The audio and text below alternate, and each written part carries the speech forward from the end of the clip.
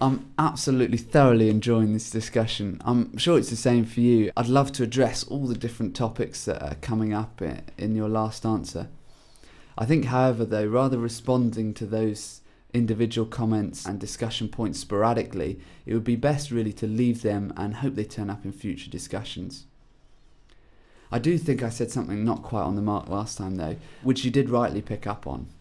If we are to be unbiased, we don't have a choice as to whether to believe in God. It is the result of the evidence present.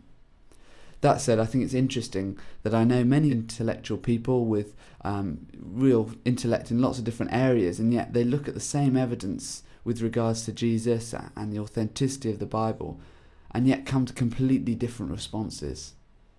I guess we find it hard to turn off our own biases when looking at the evidence. Anyway, on to your question. If you decide one day that actually there definitely was no God, what do you look back on as your time as a Christian and say, yes, that was good, I'm still glad I did that?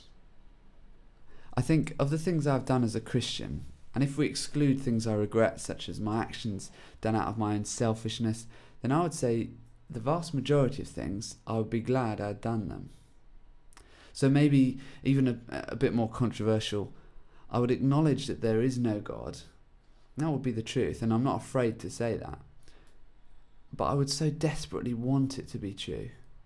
So not only would it really just break my heart, but maybe I would continue to read the Bible and live out my life in a biblical way. Because living like that just seems to express something quite unique. I mean, think about our Saviour, Jesus Christ.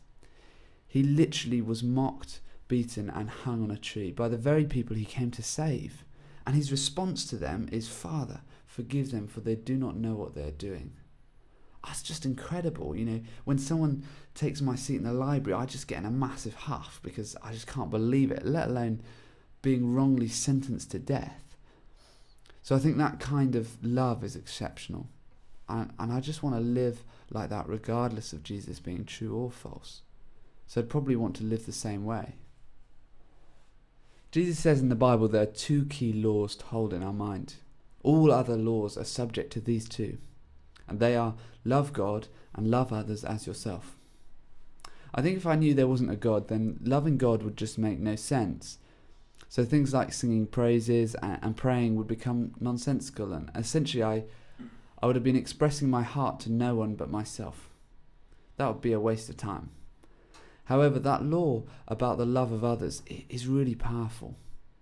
He explains it more when he talks about serving others over ourselves, or when he talks about loving our enemies, or when he talks about even calling us to love others by laying down our lives for them. I mean, that's huge. So that means, Mike, if you're in trouble at any point, a follower of Christ should be willing to lay their life on the line for you. See, unfortunately, the reality of the situation is all of us Christians are really, really bad versions of Jesus, and we prefer to be selfish than selfless. But you can see the theory. I guess the next thought in a Christian mind is, basically, I can't do that. I don't act selflessly. In fact, I'm like everyone else. I'm stupidly selfish. So in a roundabout way, Mike, I guess I'd be happy with those things that were based in loving others. I'm just gutted I can't live by my own preaching. So here's my question for you, Mike.